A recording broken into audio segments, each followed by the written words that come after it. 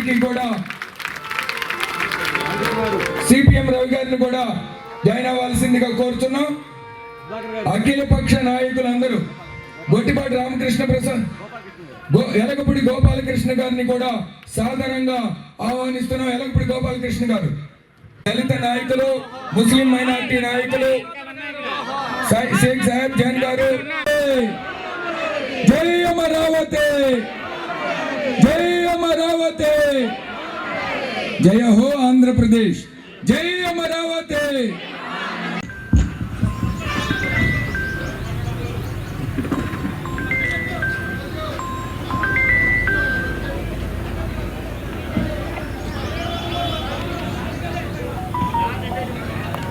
గుంటూరు జిల్లా ఎమ్మెల్యేలు మాట్లాడలే, కృష్ణా జిల్లా ఎమ్మెల్యేలు నిలబడి మాట్లాడలే.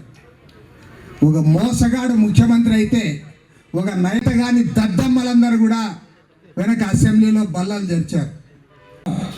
తనకు ఒక పార్టీలో ఉన్నటువంటి ఒక పదవిని కూడా తృణపాయంగా త్యజించి ఈ 81 రోజుల్లో తీసుకునే ఈ కమ్యూనిస్టు నాయకులు మన భవిష్యత్తు ఆధారపడినది, ఆంధ్ర రాష్ట్రం యొక్క భవిష్యత్తు ఆధారపడినది.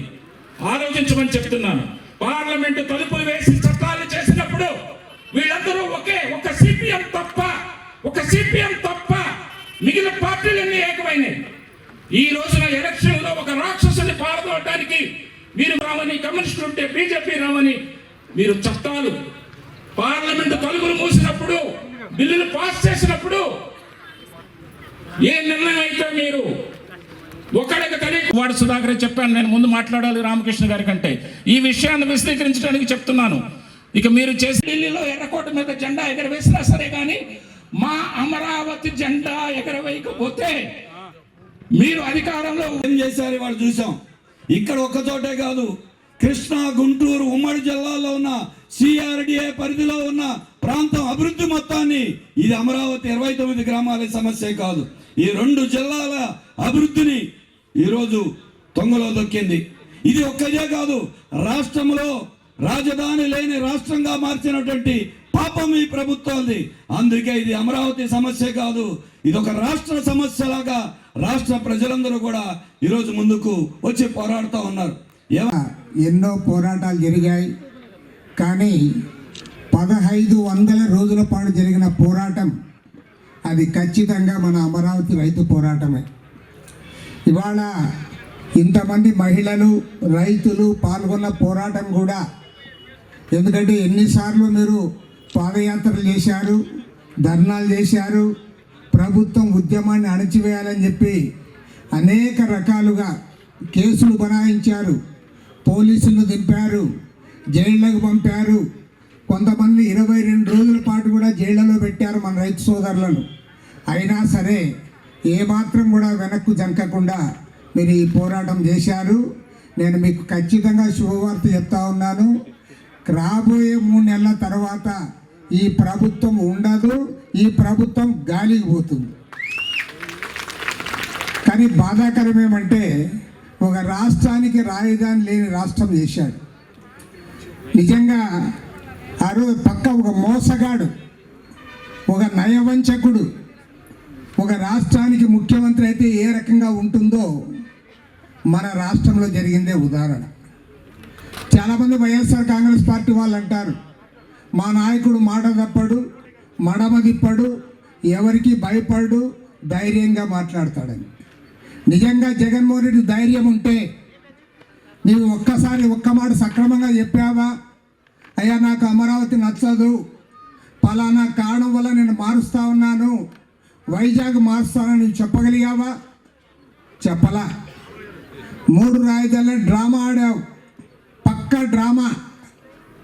కర్నూలులో హైకోర్టు పెడతా అన్నావు, విశాఖలో పరిపాలన రాజధాని అన్నావు, కర్నూలులో వేలాది మంది జనాన్ని తీసుకెళ్ళి మంత్రులు, ఎమ్మెల్యేలు అందరూ కూడా ఆ రోజు చాలా స్పష్టంగా చెప్పారు, జగన్నాథ్ గట్టు పైన హైకోర్టు పెడతామని. నేను ఇవాళ అడుగుతా ఉన్నా ముఖ్యమంత్రిని, నువ్వు ఏ రాయలసీమ ప్రజలనైతే మోసం చేసి వాళ్ళని కన్విన్స్ చేయడానికి హైకోర్టు పెడతానన్నావో కనీసం ప్రపోజల్ పంపావని అడుగుతా ఉన్నా. ఇంతమంది తాడేపల్లిలో ఇల్లు కట్టుకొని ఇంతమందిని పక్కనే ఉన్న వాళ్ళు హింస పెట్టావు. పోనీ నువ్వేం సంతోషపడినావో చెప్పమని అడుగుతా ఉన్నా. ప్రజలంతా పెద్ద ఎత్తున నీకు అధికారం ఇస్తే నీ ఇంటి దగ్గర నుంచి సెక్రటరీ పోవాలంటే నీకు 1000 మంది పోలీసులు కావాలి. మొగోళ్ళు అక్కర్లో ఈ ఆడోళ్ళే చాలు నీకు. 1500 మంది పోలీసులు పెట్టుకొని పోతా ఉన్నావు. నీ ఇంటి పక్కన హెలీప్యాడ్ దగ్గర పోవడానికి 500 మంది పోలీసులు కావాలి. హెలికాప్టర్లో తిరుగుతాను. మొన్న ఎప్పుడో గుంటూరుకి హెలికాప్టర్లో వచ్చాడు. ఇక్కడ వాళ్ళ ఇంటి దగ్గర నుంచి హెలికాప్టర్లో పోయావు. కాబట్టి ఏమంటే నువ్వు ప్రజల యొక్క విశ్వాసాన్ని కోల్పోయావు. కావాలి, అది అమరావతి కొనసాగాలి. అంతేకాదు ఈ ప్రాంతంలో ప్రజలకు ఇచ్చిన రైతులు, కూలీలు, దళితులు, పేదలు, బలహీన వర్గాలందరికీ ఇచ్చిన హామీలు నెరవేర్చాలని చెప్పి మీరందరూ కూడా ప్రభుత్వ నిర్బంధాలను ఎదుర్కొని ఎన్నో కేసులు, ఎన్నో దౌర్జన్యాలు, వీటన్నిటిని ఎదుర్కొని ధైర్యంగా నిలబడ్డారు. మీ పోరాటానికి రాష్ట్రంలో ఉన్నటువంటి ప్రజలందరి యొక్క మద్దతు, ఆ అండతో, వారి సంఘీభావంతో ఈ ఉద్యమం ఇవాళ వరకు ఇక్కడి వరకు వచ్చింది. అందుకే చరిత్రలో నిలిచిపోయేటువంటి ఒక పోరాటాన్ని మీరు దిగ్విజయంగా నిర్వహించారు. ఇది తప్పనిసరిగా విజయవంతమవుతుంది. మనందరికీ రాష్ట్రానికి న్యాయం జరుగుతుందని తప్పనిసరిగా చెప్తా ఉన్నాం అనేది మా ఆశ. మా మీద కూడా ఉంచండి ధ్యాస. మేమేమీ కాదు వేరే మూస. అమరావతి కోసమే మా మాట అని కూసా. ఇప్పుడు అమరావతి గొప్పతనం చూసా. అందుకే 4 మాటలు మీకోసం రాశా. అమరావతి ఎవరు చేయలేరు ఆహుతి. అమరావతి ఆంధ్రప్రదేశ్కు ఒక ప్రకృతి. ఈ ప్రభుత్వం ఎందుకైందో తెలియదు వికృతి. ఆయనకేమైనా పోయిందేమో మతి. రైతులే ఇక్కడ గతి. వాళ్ళు రాజధాని కోసం ఇచ్చారు పురోగతి. ఆయన ఎందుకు చేస్తున్నారో తెలియదు అధోగతి. మీరు కాపాడుతున్నారు ఆ సంస్కృతి. అందుకే ముందుకు వచ్చింది ప్రతి శ్రీమతి.